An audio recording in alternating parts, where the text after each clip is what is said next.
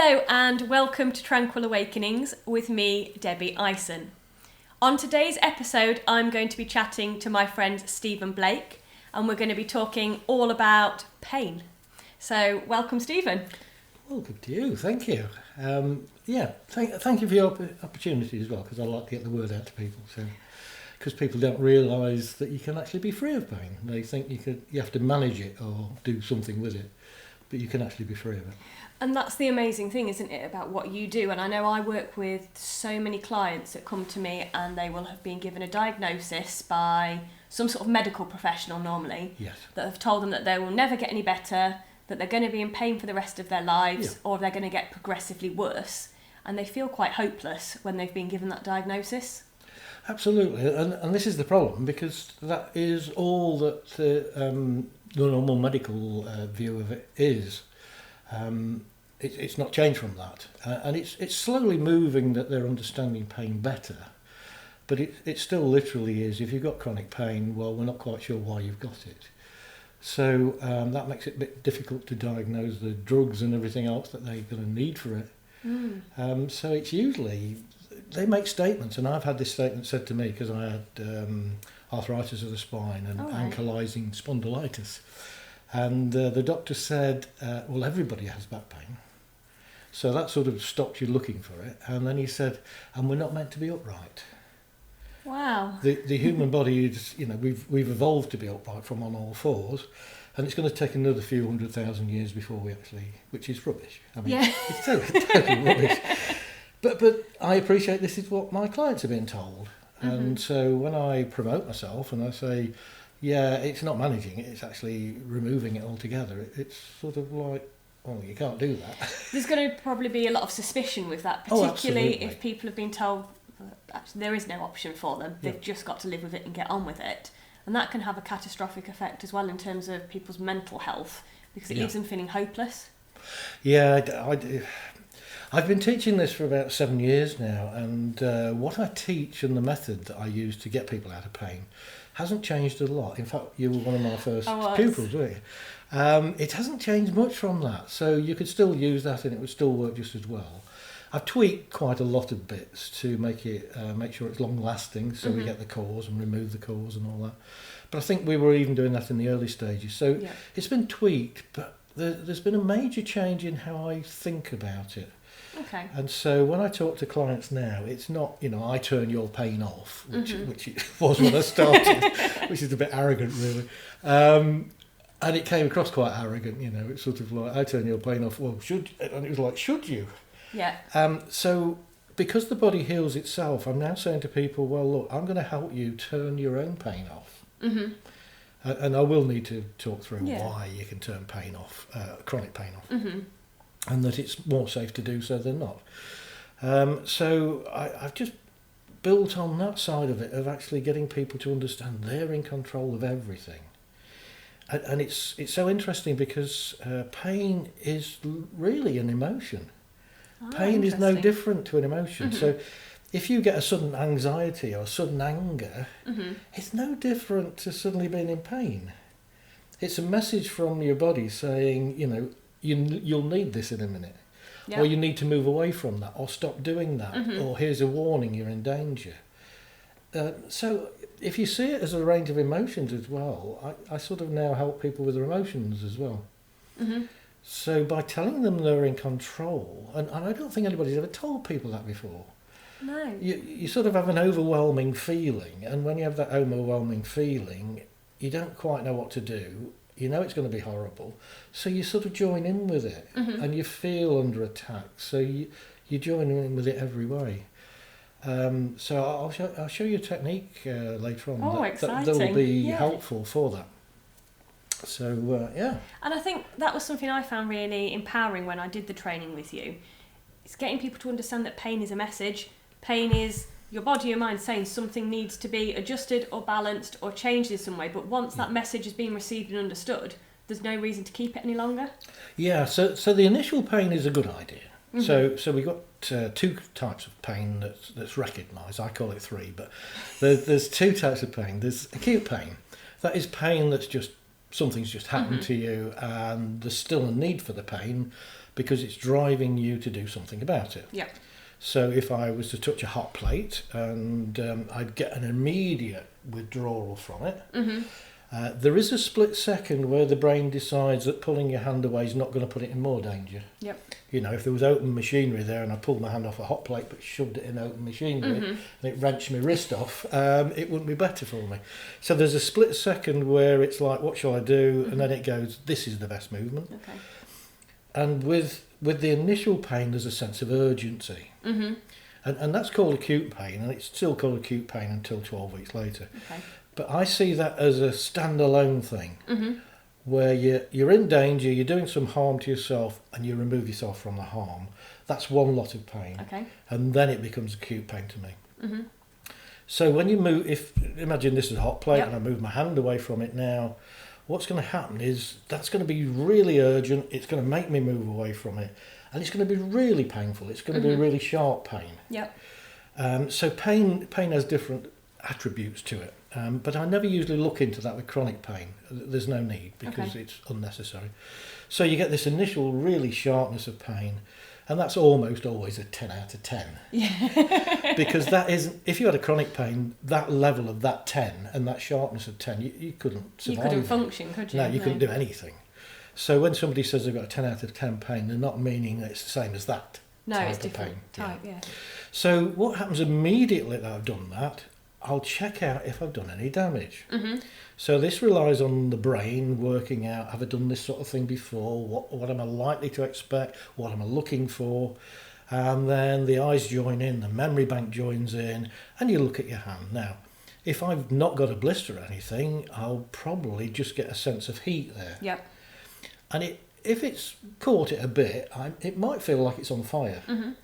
Now, the brain's able to give you different sensations. So if it feels like it's on fire, we know that water puts fire out. Ah, yeah. So we now shove it under the tap, and that cools it down. Because we all know that meat can carry on cooking once it's got the heat within it, and you're just meat. So if you leave it sort of hot, it's just going to carry on and it's going to do more and more damage. Okay. So the initial thing is put it under the tap. Even if you're going to need to go to the hospital in the end, it's still going to be put it under the tap. I'm going to give you this burning sensation. So we put the fire out. Now, if we leave it under the cold tap for a while, we get the opposite. We get the cold numbness, and then we go, oh, I can't bear that anymore, and we take our hand out. And then it heats up a bit, and then we end up doing the hokey cokey with the tap. But if we see a massive blister there, the brain will go, okay, right, you've just got to cool it down, but you've got to get to the hospital. Yes. So pain is always a measure of what you need to do, but it's designed by you for you to get you to take the right action. And it's always the lowest level, possible level of annoyance to get you to do the work. That makes so much sense. Yes. Now, if it was the maximum, well, you'd never know. You'd touch your hand on something, you'd do a slight cut, you'd end up rushing off to the hospital with it. So it has to say, oh, you've broken your arm. Oh, that's really serious. Here's a lot of pain. Oh, there's a slight cut there. I'll give you enough so you put elastoplast on it, and that'll just keep the germs and everything out. So it's forcing us down this route of here's the right thing to do. So we've got the initial moving away from the problem. We've got the what do I do now? And then if you've had medical attention, broken arm or whatever, everything heals within about 7 weeks. Okay. Even a broken arm will be fully mended in 7 weeks, or mended as well as it's ever going to be. Obviously, if you've had a large cut, you'll have scar tissue there. And that might be a bit stiffer than the rest of it round it. So you might still feel a bit of pain because it pulls on the tension of it. Yeah. But after 12 weeks, so there's this bit of leeway, it should have mended by now, let's give it a few weeks extra. And now we call it chronic pain. So when the doctor diagnoses you with chronic pain, now most people misunderstood this, and I did initially, even when I first was doing pain. Chronic sounds like horrible, heavy pain. It's chronic. Oh my God, it's chronic. But it isn't, it's just this time period. Okay. So if you've gone 12 weeks with pain, that was the acute pain bit, now you've got chronic pain. And now what you've got is your brain is saying, I want you to do something about it. Now, if you've had a broken arm and had a plaster on it, and it's mended now, but imagine they operated and put a pin in a plate, you might now think, oh, I'm not whole now. I have to have a bit of metal in there, and when it's cold weather, metal feels cold, so it's really bad when I get cold. And when I go on holiday to Cyprus, it feels a lot better. Yeah. And it's rubbish. It's nothing to do. It's nothing to do with the cold. It's nothing to do with the temperature. It's the fact that you're not so stressed when you're in Cyprus on your holidays. So people start to think, oh, it's to do with heat and temperature, and metal's cold, so a cold thing in my arm. And so what you're getting is a message that's redundant. It's actually saying, do something, and you're saying, well, I can't. Yep. Now, the doctors will tell you this, that everybody who's in chronic pain will have been told that it'll get worse and worse, and it'll spread in area. Mm-hmm. And if you haven't been told that, sorry. I'm telling you now, that's how it used to be, not with what I do. Now, if you're getting a message from your brain that's saying do something about it, yep. the natural thing, and you're a mum, so you'll know this, is that if you're told not to do something, if you get told a second time, it gets louder. And when I was younger, it was like, Stephen, don't do that. And then it was, Stephen, don't do that. And then it was, Stephen, don't do that. What? So you actually literally got pain if you didn't take any notice. And the brain is no different. If it's trying to tell you to do something, it keeps dropping hints. And gradually, over years, it just increases the volume a little bit. But it's not enough to notice. Yep. So there's not this sudden thing. And it is only dropping a hint. Mm-hmm. So you've got two aspects of the mind. You've got the conscious and the unconscious. And I call it two aspects, so we're not saying it's two different things. Yep. So there's the bit of the mind that you're aware of, that's called consciousness, and the bit we're unaware of, and we usually call it the unconscious. Mm-hmm. But you teach hypnotherapy, so quite often it's good to call it the subconscious, to point out that it's under the command of the conscious mind. Mm-hmm. Now, that's the only term that I use for it. It's under the command of the conscious, so it's sub, as in submarine, under the water. So, but I don't like calling it the sub, because it's actually cleverer than the conscious mind. Mm-hmm. It's got more capacity, it's faster, there's lots of different thoughts on this, anywhere between 100 and 1,000 times faster in its thought process. There's even been scientific studies done where it works out the answer before they ask the question. It's incredible, and isn't it? Yeah. Nobody quite knows how. There's a split second difference, but it's answering the question before they ask it. Yep. So we're all interconnected in some way. Mm-hmm. It must be. but that's a bit spooky. So let's move on. So we've got the conscious and the unconscious. The conscious only holds about 8 bits of data. Yep. Doesn't mean much to anybody, but if I read my phone number out 1 digit at once, that would literally fill your conscious mind. Yes. I can then say, well, listen to me as well as remembering my number. You can't do both. No, it's too much. Yeah. So you could either hold on my number and go, I've remembered it, Stephen, but I'll go, what did I say? And you go, I don't know. Or you can listen to me. Yeah. I'd rather people listen to me. So that's the capacity of your conscious mind. And your conscious mind is only there for free will. Okay. It makes us different to animals. It goes, oh, I want to be a poet, even though I might starve and I might not live in a very nice house and I'll never earn any money at it, but I'll really enjoy what I do. And that's free will. That's where we should go with it. So we've got the unconscious that then does everything else for you. So it's running your heart, your lungs and everything else. And it runs all these programs that you've either had installed when you were younger, or you were born with, or you installed them after that. Yeah. So there's certain periods of a life. So when we're born with a personality. And the best way of describing that is just look at a litter of puppies. There'll be 6 or 7 in the litter. They'll all be different. Mm-hmm. There'll be one that scrambles out and is naughty. There's one hidden in the corner. And then there's 5 or 6 in between it that of all different natures. Mm-hmm. And so we're born with this nature to do things and have this desire to do things all the time, or be a bit sluggish, or be generally happy or generally miserable. Yeah. And we're born like that. And there's not much as therapists we can do about that, because that's your natural state of being. And if you want to alter anything, you can alter it just by training yourself to be different. But there's a sort of default there. Mm-hmm. So you're born like that with this personality, and the personality is how you view life. Yep. So you can be in the same house as a identical twin, go to the same school and everything else, and turn out entirely different. Mm-hmm. And also something that you see as abuse and it really destroys you might not be seen like that from your identical twin. Definitely. And it's your own perception of it, because the unconscious doesn't record like a video recorder. It records your feelings about the thing at the time. So, you know, you get feedback from several people at the same event. You'll get different feedback from everyone. Definitely. So we've got that. We've also got that we're born to parents. Now, if the parents look like they're going to split up, that's 1/3 of your protection is going to disappear. Mm-hmm. So it's great if you can stay together until the kids are old enough to leave the nest, which used to be 16. I think it's 32 now, isn't it? So there is a thing there that it's not just about getting balance in the child's life, but it's also this feeling of safety for them.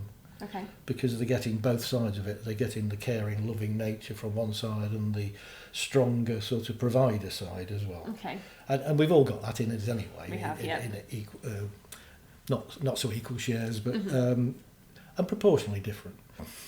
So you're also born with parents. So and I have to look out for that in children that get ill young or have pain as teenagers, but they've been ill from an early time.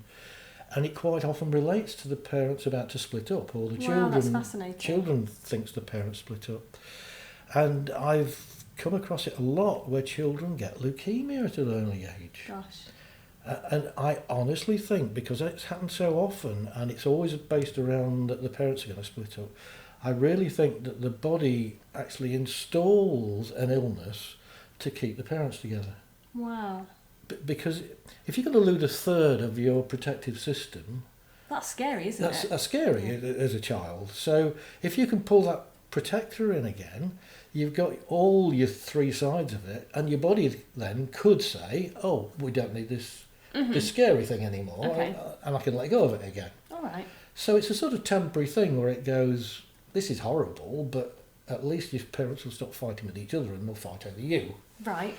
So there's all sorts of stuff goes on with the body because it's all in the mind, and I'll come to that in a few minutes.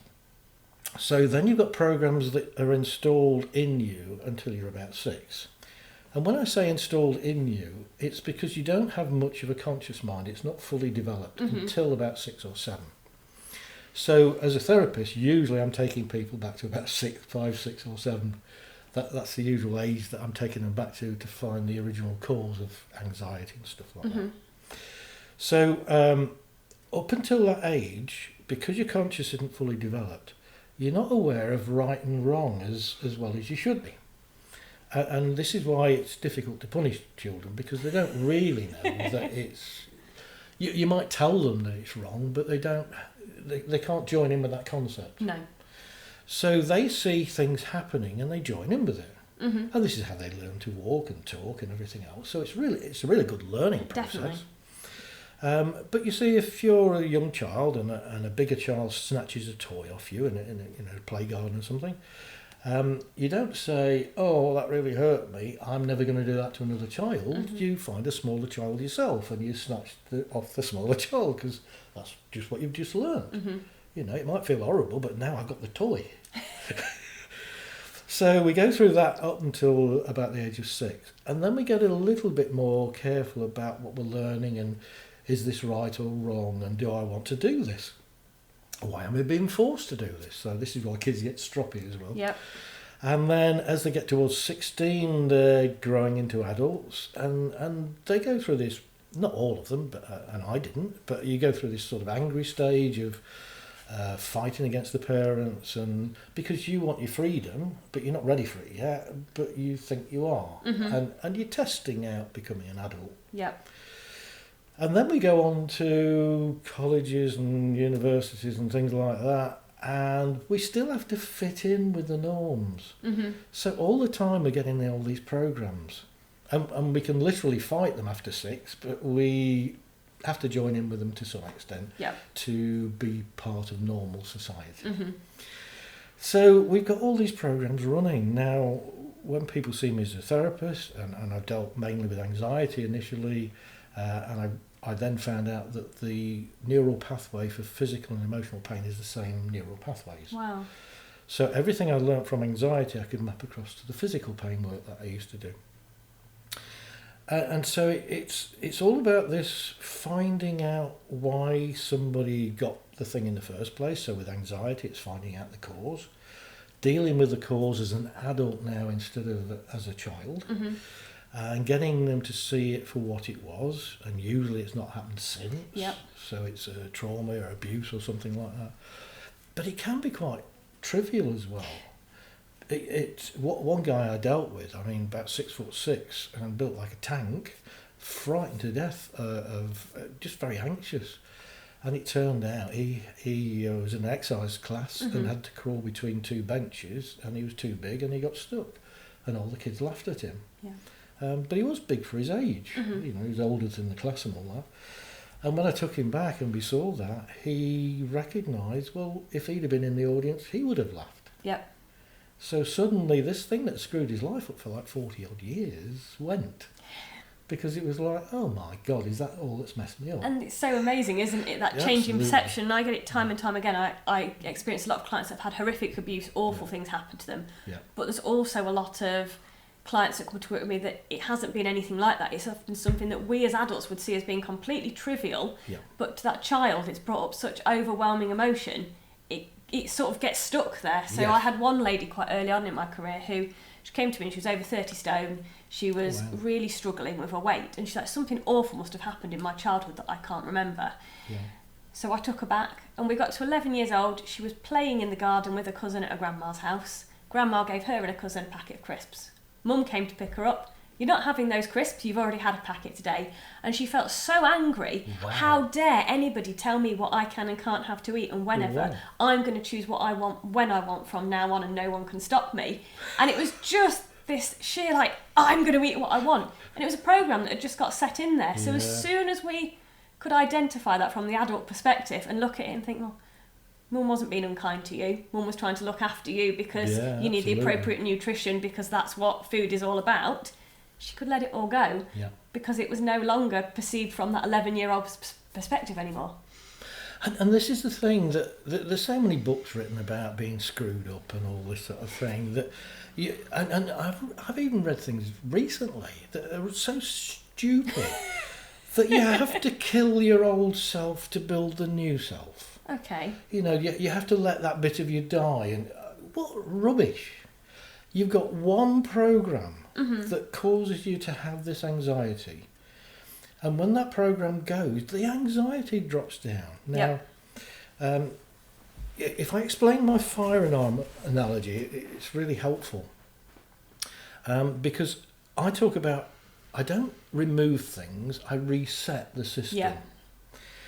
And it's important to understand that, because imagine we're all in the same room, the viewers and everything, and the alarm goes off. And it will be so loud that it'd be difficult to think or talk or shout at anybody.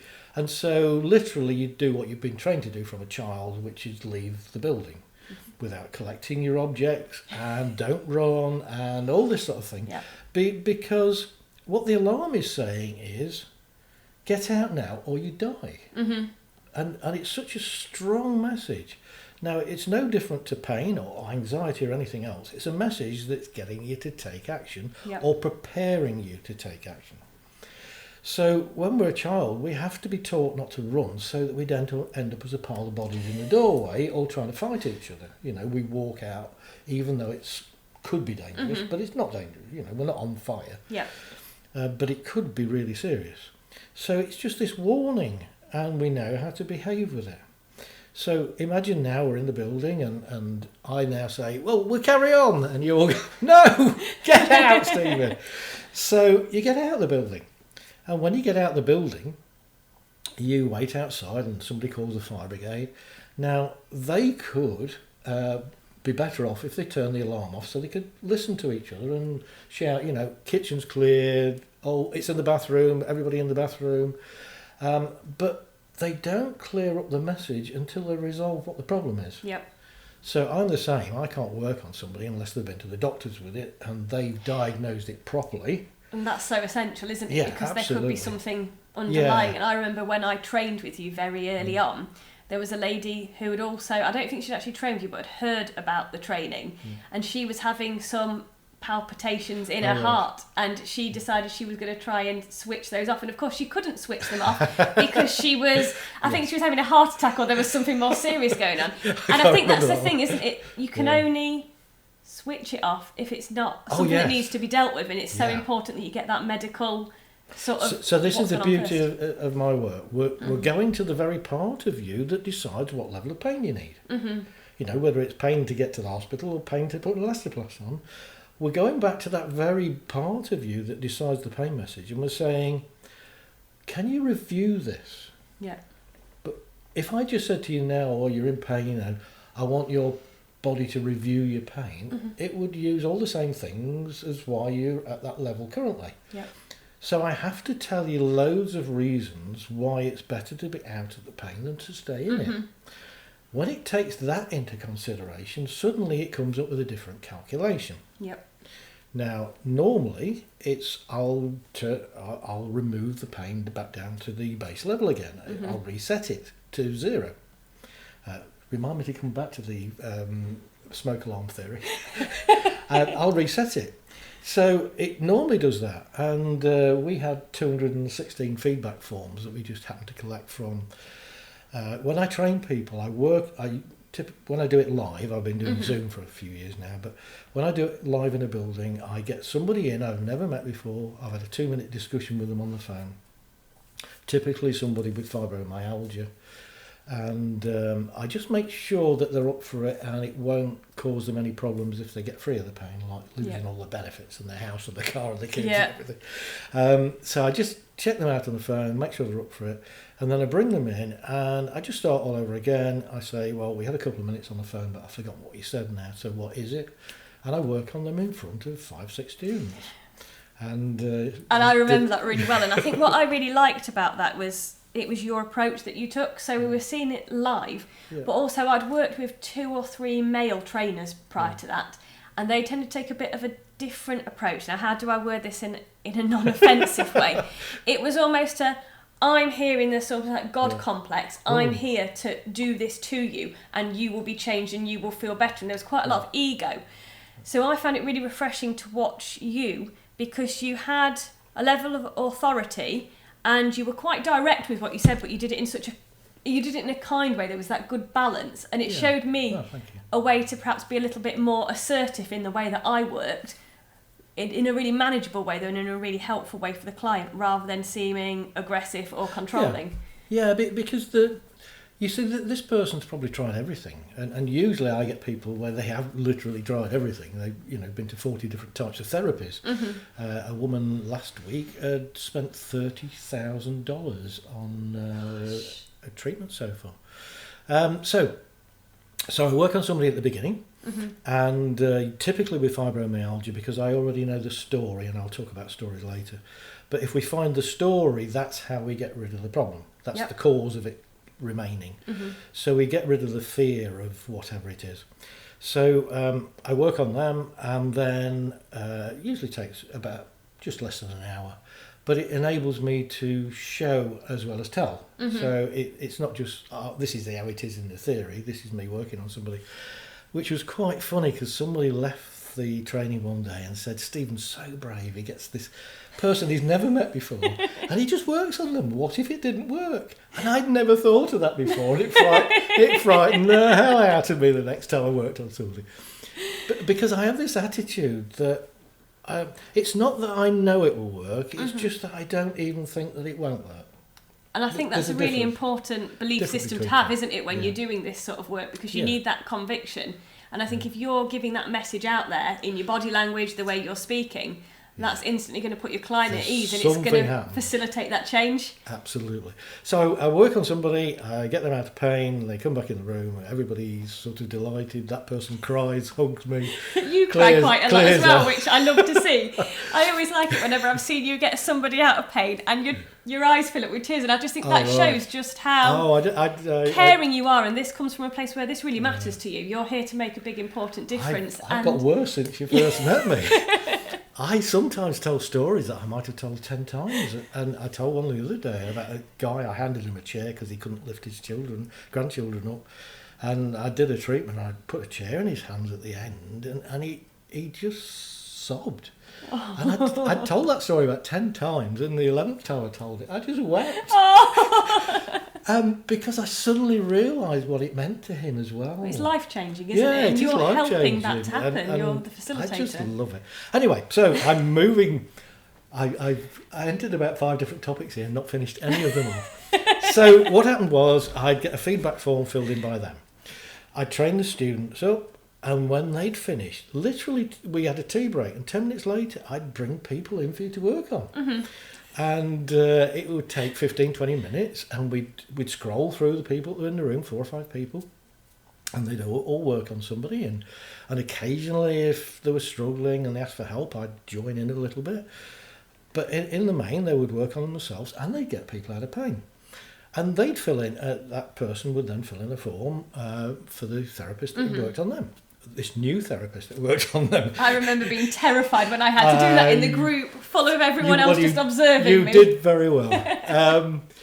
Anyway, we just sort of kept these forms, and they hid in various piles of other paperwork in the office. And eventually I pulled them all out. I'd got 216 of them. So I studied statistics at one stage. I can nearly say it properly now. And so I did stats on these, and it worked out that they did a score at the beginning and a score at the end. So the pain might be 8 and go down to a 0, or it might be 3 and go down to a 2 or whatever. So we got the beginning and end score, and I put all those in, and I did the stats on it. And in general, on average, 94%, the pain was reduced by 94%. Wow. About 70, I'm just trying to get these right in my head, about 77% of the people that came left totally pain-free. Which is amazing. Which left 23% that left with some pain. Mm-hmm. So, of course, they had all the pain that was shown. Yep. So they got this 6% of pain that didn't go missing. And when they left, all their pain, on average, was reduced by 76%. Wow. So these are incredible figures. Mm-hmm. So I forgot where I was going with all this. So let's go back to the fire alarm. The fire alarm. Fire alarm. So the fire alarm analogy is that we only work on people when they've been diagnosed, because if the pain went before they got there, they'd obviously get the wrong diagnosis. Yeah. And sometimes trivial things can be a sign of something far worse. Yes. There's things called red flag symptoms. Mm-hmm. And one that I've heard of is there's certain things in the shoulder that can hurt, that can actually be a sign of testicular cancer in men. Oh, wow. So I didn't want to learn those things, because I didn't want to then sort of think, oh, I can go without the diagnosis, because now I know. Mm-hmm. So, I've never learned those. So all my faith goes in the doctors to go, get it right. Yep. And it will only go away if the doctors have got it right and it's not needed anymore. Mm-hmm. So there's a woman once that one of my students worked with, who had a cracked femur. And he worked on her twice for this hip pain. She'd been tested out with the doctors, they couldn't find anything wrong, couldn't get her out of pain, rang me up, asked for help, and I advised him and all sorts of things. And a few months after the second session, he saw her in the town and spoke to her, and she said, thank goodness the pain didn't go away. Okay. It was so annoying, I kept going back to the doctors, and eventually he got all the scans and things out, and he went, oh my God, I didn't see that before. Hairline crack of your femur. Wow. If that had broken, and it was quite likely to break at any minute, it would have ruptured your femoral artery. It would have killed you. It would have killed you. Yeah. So we know that because we're talking to the part of the brain that's in charge of the pain signals, that it will only do it if it's right. And even if you've been misdiagnosed, the body knows better than the doctor. Absolutely. Yeah. So, fire brigade. Now imagine if they come out and you hear the fire alarm go off. Mm-hmm. That's now saying it's safe to go back in there. The fire chief says, well, we couldn't find a fire. It's a false alarm. But we want you to take it serious. If it goes off again, it might actually be a fire. There might be something smouldering somewhere we haven't noticed. Mm-hmm. If it goes, still get out of the building. Now, that's what they would do. But they never say, oh, well, we're sick of these fire alarms going off. We're going to leave it on. Because it only rings in the fire station when it first triggers. Okay. So it's your problem, not ours. Mm-hmm. We've got to leave it on. So for the next 5 years, you're in a building shouting at each other because the fire alarm's on. Yeah. Now, you're not safe because now you don't know if there is a fire, and if there was a fire, it can't tell you. Yes. Because it's already ringing. Mm-hmm. So that would be absolutely crazy. But that is chronic pain. Yeah. This is an alarm that says, oh, you broke your bone 5 years ago. Let me remind you. But it's mended. Which, like you say, that's pointless, isn't it? Because Absolutely then if that signal's going off all the time, then that's potentially masking other problems that you might need to be aware of that are going on either in that area or another area of your body. And so this is the biggest argument we've got with the brain. I'd prefer a better word, but discussion we have. I call it brain bargaining. So we're bargaining with that part of the brain to say, you've taken this into account, but you don't need to. That's mended now. That's mended as well as it's going to be. Yeah. So it holds on to it for various reasons. There can be trauma, there can be injustice, things hurt more if somebody does it to you than if you did it. I had an insurance case recently where somebody with a lot of pain, but there's lots of things hidden. There was a CCTV footage of his accident and it got thrown away, and he was in so much pain because there was all this injustice around. Well, you've hurt me, I just want you to admit it. And it wasn't about the money or whatever, it was about, please somebody admit it instead of pretending that I was at fault. So he's holding on to this blame and shouldn't have been there, and if I hadn't have done that, and if I hadn't gone there that day, and that keeps him trapped in pain. And that's just horrendous. So I see chronic pain as something, it shouldn't exist on the planet. There shouldn't be such a thing as it. And it's very rare I can't help somebody out of pain, chronic pain, because it's not needed. So as soon as I find out what it is, I throw that back on them and say, that's all it is.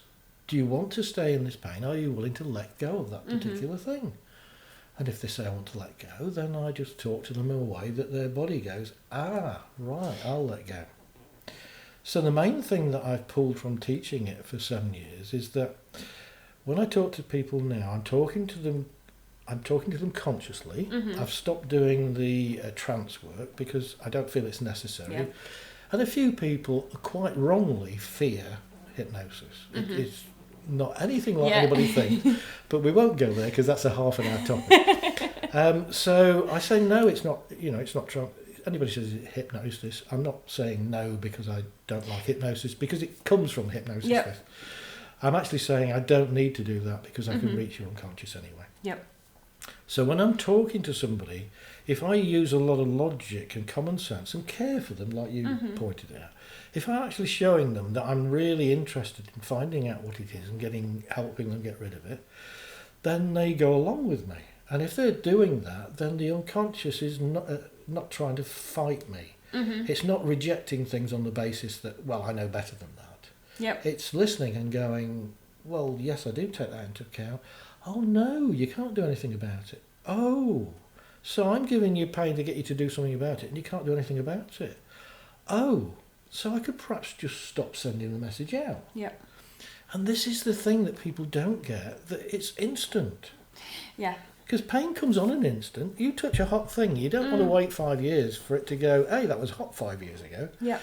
And so chronic pain is just the same. It doesn't matter if you've had it 10 years, 15 years.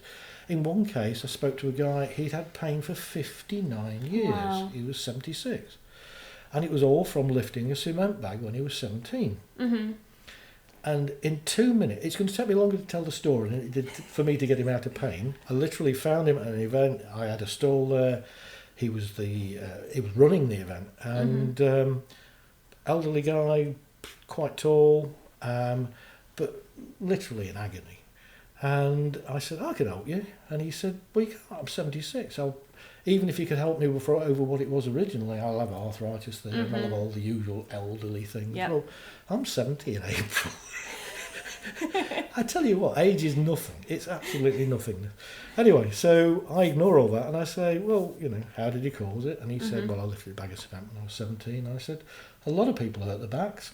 Bags of cement were 100 weight, 8 stone. And they were so big you couldn't bend your knees to lift them. You'd literally bent over double. So when you pulled them up, you strained your back. I did it myself. I said, they're half that size now. So that can't happen to you again. I said, but I think this is your protective system saying if I give you backache, you'll never try and pick another cement bag. So you couldn't do it even if you tried now. And you don't want to lift another bag of cement, do you? And he went, well, I'm 76. I went, no, I want a firm answer. Will you ever lift another bag of cement? He said, no. I said, well, you don't need the pain then. Yeah. And I set up this, I asked people directly, do they want to let go of the pain? Yes. And then I asked them in the way that their unconscious can answer me. And it's just called a nidiomotor response. Yeah. And typically it's a forward lean, just standing up, leaning from the ankles. And that shows them that it's not them. Yes. It feels really spooky. You end up sort of leaning forward going, what the hell's going on here? So I set that up and I just say, are you willing to let go of this pain now? This old pain message? And it goes, yes. And it just removes the old pain message. Yep. And as you say, that stops it disguising new pain in that area. So it's safer to be out of old pain than it is to stay in it. Yep. So that's what we're doing, is just bargaining with the brain, finding out the reason, even if we can't find out the reason, because some of my students will say, oh, that's difficult, and it's not as difficult as it sounds. Even if you can't find it, you can actually say, well, look, we've prodded and probed and we've done all these things, gone into your past, and I can't find the reason why you're still holding on to it. Because of that, are you willing to let go? Yeah. Because some people say, oh, no, I want to keep looking. Well, they keep paying for the rest of their life while they look for this fine detail they want to find out. Whereas if the mind can't recall it, then how is it even relevant in some ways? Well, sometimes it's that the mind doesn't want to tell you what caused things. So if we move from physical pain to emotional pain, so with trauma, it's usually trauma-based. I say usually around the 5, 6, 7 area. It can be different ages, but in the main, on average, I would look around that age first. Okay. So what would happen is when I just dealt with anxiety, I would take somebody back to that age. There's a way of doing it. You can do it mentally, or you can physically walk backwards, get a timeline. There's lots of different ways of doing it. Or now I just talk to people and get them to do it. So if you get them back to a certain age and they've had anxiety all their life, and you get them to 6 and it's really bad there, and they can feel this really bad sensation, and then you just go, well, let's just slip you into 5. So we slip them into being 5-year-old, and then their anxiety goes. Yeah. Because they hadn't learnt it when they were 5. So now you can go back to 6 and be quite definite that's when it started. So when I got them to a very definite age of this is when the problem started, I'd say, I want your unconscious to reveal it to you. Yep. Sometimes I didn't even need to say that. They'd say, oh, I'm at school, somebody's beating me up or whatever. Yeah. But 1 in 4 people would go, I just feel terrible and I don't know what it is. And it wouldn't show them. Okay. Now, I have a very easy way of working with the unconscious because I totally trust it and I totally believe it's out to help you. So if I use that sort of you're being helpful attitude rather than you've got this wrong, it's far more helpful. And that's why I don't need the trance bit, because I'm not trying to push the consciousness out of the way from interfering and all the rest of it, things that we sometimes have to do.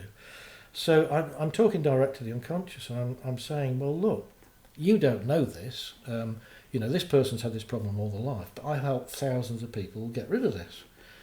And if you show them what it is, I can show them as an adult what happened to them as a child. They can deal with it better, and then we can get rid of it. And I'm very good at helping people with that. Now, you don't know that, but I'm thinking you might not be showing them this because it's so traumatic you don't want them to remember what it is, and now they've got the image and everything else, and it might refresh you.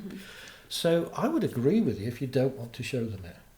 But I'm going to give you the choice now, knowing that I can help them with it if you show them it. Will you show them it? No. And then I say, okay, we're going to throw it away then. Because these are the two choices. You show them it or we throw it away. And then I did a technique and in the older days it was always hypnosis. So I put them into hypnosis. I'd get them to remove this thing from the head, full technique, that where they took it out, they visualised it, they felt it. I'd involve things like tinfoil and that, so they got sensations and the imagination was fully involved. So, because anything you do in the mind is as real as reality. Yes. So if you think you've took this old idea that you're not allowed to see and you crunched it in silver tinfoil and you put it in your hand, and you've gone to my dustbin outside, this is just in your mind, and you've put it in the dustbin, not the recycling bin, and you put it in the bin, and then you've seen the dustbin lorry go until it disappears, you can't get that thought back again. Because the brain goes, well, I'll go looking for that. Oh, we threw it out the other day. Yes. So it doesn't go looking for it. And then I'm not a big fan of having to replace everything you take out. Okay. So what I do is I talk about neural pathways. Now, neural pathways form when you think of a new idea. And at first, they're really fine filaments. And if you don't think of that thing again for 3 days, they dissolve again. Now, if you keep using the same thought pattern, that thing gets stronger and stronger. Yes. So if you've had anxiety since you're 6, and I think the oldest person I worked on was 81, if you've had that anxiety program, you've developed this into a neural highway. Yes. So, and I think everything else joins in with it, because if you wanted to go to a shop 50 miles away and you live next door to a motorway, you're not going to use all the back roads to get there. So I think when you develop new thoughts, it sort of goes down the neural highway a bit and then it branches off to where it's going to go. That makes so much sense. So you're actually going to be using these all the time. Now, if we said, oh, I want those to dissolve now, they're not used anymore, we've got a fairly good, strong, healthy system there. It's just that what's at the end of it is the wrong thing. Yes. So it's leading you to an anxiety you don't need at the moment. Yep. So what if we replaced what's at the end of it and we clean it out, see it as a warehouse, and we clean out the warehouse and we bleach it and everything, and it's absolutely empty, and you start again with all your problems, and you can fill it up for years and years and years before it ever gets full again, because your problem is it's full. And so what if it led to love, joy and peace? Oh, lovely. So I designed this idea that they threw this thing away, and when they were coming back in the room, this is still while they're sat in the chair, I would say, look, I'd ask them, what do you want it replaced with? And nobody would know. So I just started saying, I've got a jug of love, joy and peace.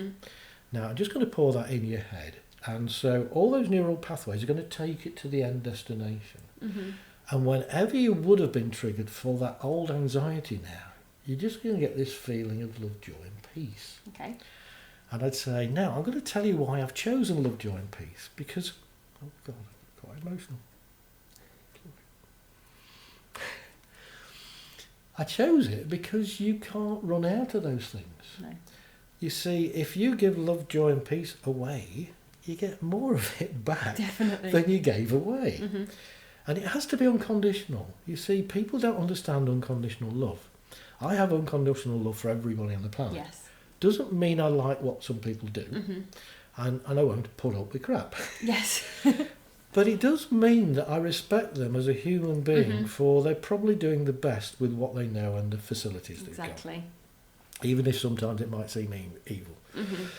So unconditional love is not saying, I love you if you love me. Yes. Which we get into relationships like that. Oh, you're showing me a bit of love, well, I'll show you some love as well. Oh, now I'm giving you more love than you give me, you've got to show me more love. And that's not unconditional love. Unconditional love is when you smile at people in the street. That's unconditional love. When I see a client, I just want the best for them. And there's something magical that happens between two people, and I don't have to tell them that. No. That they pick up on it somehow. Yes. So I never have arguments with anybody. It just doesn't happen. So I get somebody in, and it's this unconditional love. Now, when you're giving out unconditional love, you're not so paranoid about where you're going to get it from anymore. No. You're not having to find that perfect partner that would love you all the time, even if they're in a bad mood. you get love back from all different directions. It's really strange. It's amazing, isn't it? And Debbie will join in with us because she's just the same. And we go to mind, body, spirit events, and there's certain stall holders. We just treat each other like family. It's amazing, isn't it? It's always like my favourite weekend, sort of, because good. we all just give each other great big hugs, we value each other, we chat to each other, and we all support each other, because we're not coming from a place of ego in that moment, we're coming from a place of we just want what's best for the other person. But we're not on the phone to each other in between all that. No. We're not sort of like, we're best buddies and, so... What do you mean I'm not your best buddy, Well, Stephen? How dare you? You are. You actually are. I thought of you as my best man for the wedding, actually. I would love that. Would you? Yes. Well, you might be the person that's doing the wedding. Anyway. I'm going to struggle to concentrate now. So, if you give out unconditional love, you're actually not bothered if that person doesn't show you in return. Mm-hmm. But they'll go off and they'll be nicer to people. Yeah. And suddenly it goes right around the world. Mm-hmm. And it's absolutely magical. And it really has a genuine effect, because I had this technique where I did it on myself. Okay. I'd fill myself up with love. Mm-hmm. And in fact, let's do it. Let's do it with the audience. Yay! Okay. So what you do is just sit back in your chair, get nice and relaxed. Now, I want you to think of somebody or something that you love, if you haven't got anybody in your life that you absolutely love. Could be your dog. I mean, it's anything. Mm-hmm. Something that you've got unconditional love for. Now, just feel that love inside of you. Now, allow that love to start spinning round and expanding within you. Imagine it now pushing from the area that you felt it, and it's getting more across your body, and it's spreading out, but it's just as strong. It's just expanding out all those molecules, and it's filling your whole of your body up now, almost a bursting point, so it's coming through your skin. Now, allow it out, so it goes out. Now it's going across the room, and I can feel it from Debbie here already. It's going across the room, and imagine it going across the whole of the county that you're in, the country that you're in. And imagine, because we're on a globe, imagine you're on the top of the globe, and gravity just takes it off to every single corner of the world. And everybody that it goes past, it touches in some way, just some small way, and they feel good. So they're smiling at other people and they feel good. And the whole thing now is spread right around the world, right to the underneath of the world, and now it's coming back. And as it comes back, it's got 8 billion people have touched this and have felt it. So it's expanding now by 8 billion times, and it's coming back right into your body, and just feel that coming into you, filling you up with absolute love. Oh, I love that. That's brilliant. Now, I did that 8 years ago at a Mind Body Spirit Fair, and I opened my eyes, and a woman called Trudy Randall was walking towards me. I love Trudy. And she gave me this wonderful smile, and I went, I love this woman. Oh. And we're getting married next year. Yeah. And we've been together ever since. So there is something magical about this. It's not words, it's not expressions, it's not even your features or just a smile or whatever. Mm-hmm. There is something about having that sensation and that people pick up on it. Mm-hmm. And I even did it on somebody, because I excluded one person from this, and I'm not going to mention who it is because this will go out live. But I went to see them a few weeks later, and I went in their house and spoke to their wife, and just said hello, and they turned around, they hated me as much as I disliked them. Okay. And they just turned around and said, "Hi Steve, how you doing?" Really friendly. And I thought, nothing's changed between us. I haven't mentioned that I've got this different attitude. He couldn't have seen a different attitude because he's had his back towards me. And suddenly he now was really friendly and open with me. It makes a massive difference, doesn't it? And I mean, my kids get fed up with me going anywhere we go. Yeah. I'm always chatting to people. Yeah. But people just know me. And they're like, "Oh, you're friends with everybody, Mummy." And I think it's just a vibration, just resonance that you give off to the rest of the world. When you feel that unconditional love within yourself and for everyone else, it's a noticeable. Wonderful thing. It is. I attended a thing in Scotland whereby we went to a monastery, and I've had 2 real massive experiences there. But the first time I went, I came away from it, and I'd just been around the monastery, and that I didn't feel any different. But I went to bed and woke up in the morning with that sort of, what do they call it, when you enlightened. Yeah. Now, I didn't know enough about enlightened, whether you got enlightened in stages, so I felt a bit enlightened, or whether it happened and when you were enlightened. I didn't know. But I woke up feeling enlightened. And it was really strange because the bedroom in Scotland had shutters into the curtains, and I knew it opened on a courtyard, and nobody overlooked the courtyard, and I was naked, and I opened the shutters, and the sun was coming through from that direction, and it was almost like I was being beamed up or something, and I stood there like this, and I was just like loving this sensation. But I had all sorts of knowledge, and I'd worked out answers to things that I didn't even know I needed an answer to. Amazing. And there was 2 guys on the course I'd never worked with, and they kept making you move seats to work with people. And of course, you won't get around everybody because there's about 40 odd people there. But there was 2 guys I'd never worked with, and I didn't dislike them or anything. Yeah. I wasn't non-attracted to them or anything. So I thought, I'm going to see them because I know what it is. I know why I've not talked to them. And I'd worked it out that I'm not very good at small talk. Okay. So if I go in a room and it's a room full of strangers, I look round the room and you're actually looking, who's going to keep my gaze just that split second? It's almost like an invite, because if somebody looks at you and they go and turn away, it's like they might be as shy as I am. Yeah. And I'll go up and talk and we'll both go, no, yeah, what do you want to say? And it's going to be awkward. But if somebody keeps your gaze just that split longer, you think, oh, they can do all the talking and I can join in if I feel comfortable. And I think that's what's happened. So I walked into the building, and these 2 guys, I'd never seen them before, and they're chatting like they've known each other all the time. And I went up, I said, can I come in at some point? And they went, yeah.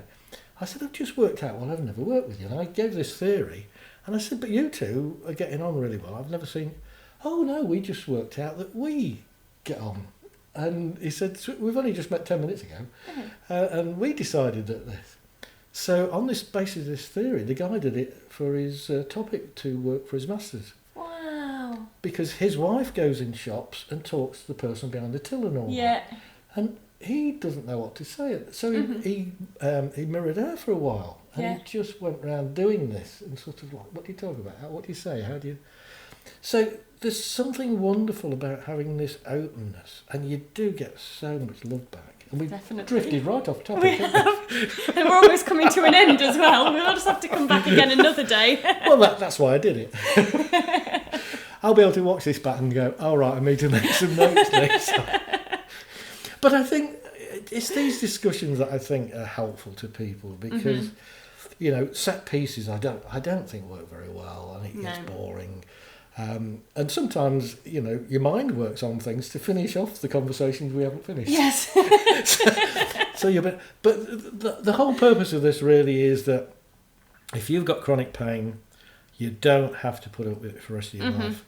And if you see somebody who knows what they're doing and they can get you to change your mind over pain, it can be absolutely instant. Yes. And I would just like to add to that, so it's only a very small example, but since you taught me the brain bargaining, I will use that frequently. And there was one time last summer when I was out in the garden and I stung my arm with nettles. And I moved away instantly, swelled up, but it really stung. So I just said to my mind, I'm not going to do that again. You've let me know that I've caused some pain, but I've moved away from the nettles now. You've given me that warning, please turn it off. Gone like that, and it just vanished. So there's a lot. Did the swelling go down as well? Because that sometimes happens. Very, very quickly. Yes. And this is the magic of it all, because they say that science can't explain all this, but recently science is catching up. So things that I've been teaching, I've been doing for 11 years now, and teaching for 7. Science now explains why it works, which I find incredibly funny now. And I even had. Only a few weeks ago, I trained 2 neurologists. Amazing, because you had so much backlash and stick, particularly when you started out, didn't you, for what you were doing? Absolutely. Yeah. You see, it is unique for somebody to say you don't need pain at all. most people say, well, we will manage it, we'll turn it down a bit, or we'll numb it, which I don't agree with at all. That's quite dangerous, except in temporary situations. And I was saying, but it can go away. And people are going, but nobody can do that. And They had their pitchforks out, didn't they? Yeah, where's the science behind it? And I actually wrote to a top pain scientist about 6 years ago and offered him to teach in this work. And he wrote back, and he used the word guru, and he might as well put deluded guru in front of it. And I've looked at his work now, and he's actually catching up with what I do. Amazing. But he's not got the end result that I get. So I was going to write to him, but I think I'll make him beg now. I think I'll get him to phone me. Just keep sending the unconditional love, and eventually he'll get that message and come to you. I think so, because some people get locked into, well, this is better than what's been there before, but then you hear this, and it's sort of like, oh, but I've been telling everybody how to manage it, and I'm really good at that, but this is yours and it's not mine, and they get very precious with going back to their old ways of doing things. Yeah. And to me, I just get so emotional about that people shouldn't be in pain. No. And a lot of people do work on themselves and journaling and all that, and that's great, and that might get out of pain, but that can take a couple of years for the people that do it, and most people give up on it. And I just want the message out that you don't need to do all this work yourself, and you don't need a lot of education. And typically when I'm at events, half an hour is long enough to get somebody out of pain that's been in for years. So there's hope. I think that's an amazing point to leave it at, and I just want to say thank you to the contribution that you're doing, not only to the therapeutic world with all the people you're educating to then go out and help other people, but you're of service to the planet, and you're really committed and passionate to helping people out of that pain. So thank you for everything that you do for us all. Thank you. Trying to make me cry again. Little bit.